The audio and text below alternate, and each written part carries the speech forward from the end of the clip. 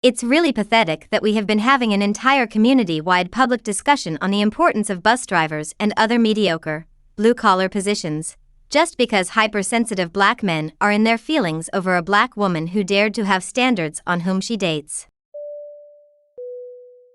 But Eboni K Williams is an accomplished attorney. Why shouldn't she find a partner who's her equal? I rarely see anyone telling the white and Asian girls that their standards are too high to find a man, but yet black women are expected to accept struggle love and be ready to build with their partners. Why is it that when black women start leveling up, people tell us, you can't have this, you can't have that, you need to humble yourself and get this, you need to humble yourself and get that?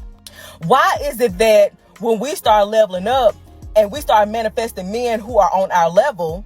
This sprinkle lady posted this on YouTube yesterday, and I'm just convinced that she's me in a different time because this ghost face with some long black nails, dragon broke man.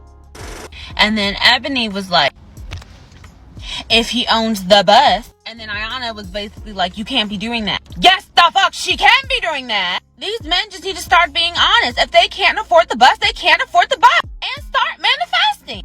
That lady has her own show. She's a correspondent. She's college educated. She's probably on the move. She's probably doing a lot of stuff. And maybe a bus driver is not the way she wants to go.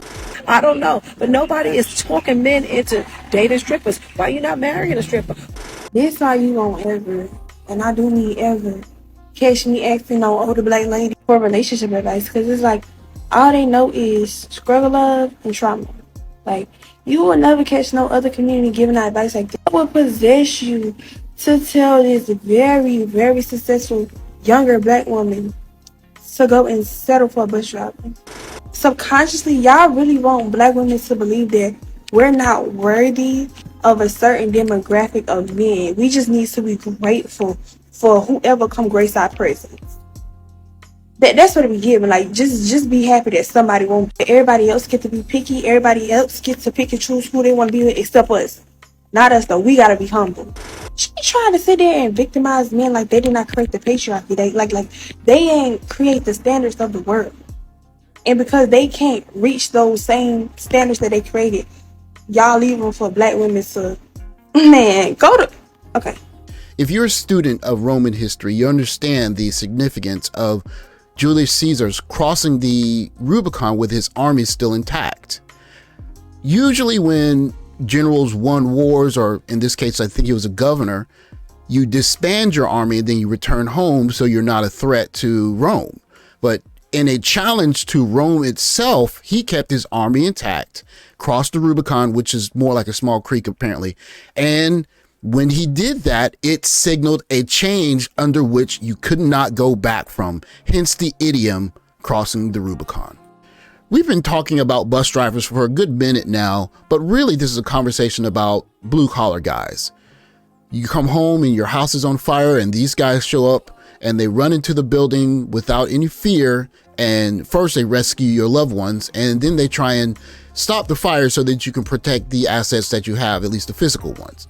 Or you have mechanics, again, another person who doesn't go to work with a shirt or tie on, but you pull up with your car not working and you expect them to do some magic hocus pocus and get your car doing the same thing it was before it broke so that you can go back to the life that you're living.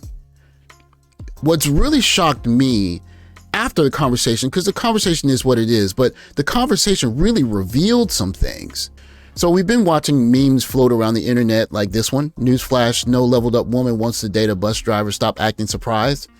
And then we saw this message from a very prominent YouTuber, and I'm pretty sure you know whom it is.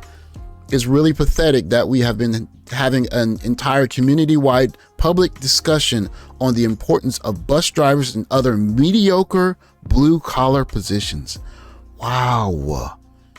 I'm flabbergasted at that sentence, mediocre blue-collar positions. Imagine what that makes this guy think when he sees that kind of post. What is this guy thinking when he sees someone forward that post or like that post or comment under that post? As men, we know better than to think that, because If we lose our job and we have to go do some blue collar stuff, we roll up our sleeves and go do it. White collar guys, men, do not talk down on blue collar men because we know that they do real work. And we get to sit in an air conditioned room until the air condition breaks, and then we got to all sit in the room and wait for the blue collar man to show up and relieve us from the heat that he lives and works in 24 hours or 8 hours a day, 45, 50, 60 hours a week. So to see comments like this just absolutely floor me. Mediocre blue collar positions. If you've ever been to the old school circus and you watch the acrobats, everyone oohs and ahs as they do their flips through the air.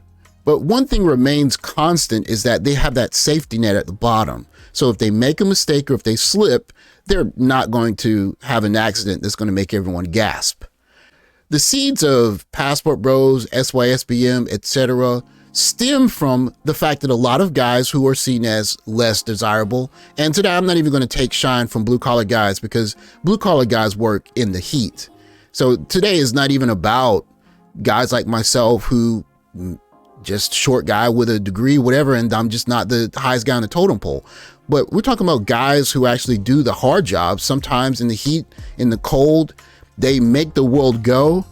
And when you see this kind of reaction to would you date a bus driver, and you hear mediocre blue collar positions and just this kind of discourse, what it tells me is that they set fire to that safety net. The ladies that have talked like this, they set fire to it. Think about the next time you are dealing with someone who's driving a bus. This bus driver is going to be thinking about the kind of comments he's been seeing on the internet. This guy, before he runs into your house to save your kids or whatever, it might be somewhere tucked in the back of his mind, that little YouTube comment he saw saying, I wouldn't date nobody unless A, B, and C. And he's thinking, I risk my life to save people. Or the mechanic who's saying, oh, this lady might be one of those particular ladies. Maybe I might charge them extra. Maybe I might, whatever. It just opens a whole can of worms that we never really considered before, because it's in a way a collective slap in the face to blue collar men. Why shouldn't she find a partner who's her equal?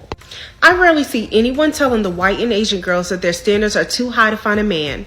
In the country I live, I have a chance to pay attention to certain things that I notice, and I can assure you that you would never hear people on television, anyone in an elevated position, speak ill on blue-collar guys. You would never hear that.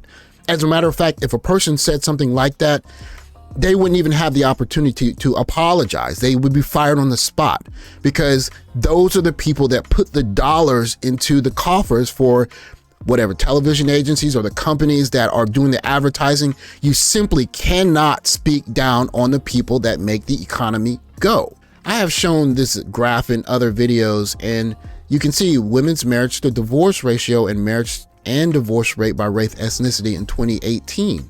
You can see there's only one group of women that have a divorce rate higher than the marriage rate. I don't really have to explain this graph to you. All I know is that other races of women have to be looking at this incredulously. Like, how can you possibly be saying such things about men who get up and go to work? And in a way, it's probably going to end up being a boon for those guys in the first place, because they're going to know that those men are simply unwanted by a large segment of African-American women because they're not of a certain class. So guy gets up, goes to work, and this is not even a function of salary. It's just the fact that you're in a occupation that's not glamorous, and you don't have something I can brag about to my friends about. So a lot of women will pass you over for that one reason alone. And so, of course, young ladies from other demographics are going to look at blue collar black men and say, well, if you don't want them, I'm going to come get them. I would dare say, if you are a black woman who looks at a man for his character and you're just looking for a good man, it might be time for you to speak out on this, because this is going to affect some innocent women. The idea that if a man doesn't have a certain level of social status, he doesn't matter and he's no good. There are going to be men that are going to unfortunately overlook good women, because they're going to have this idea that those women might have this kind of thinking. And those women are going to be competing against other women from other categories saying they don't even want these men. So I'll take him. That sound you hear are the hoofs of Julius Caesar splashing through the Rubicon Lake and a burning safety net. Thanks for watching. Like, subscribe, comment below, and I'll catch you guys in the next video. Take care, guys.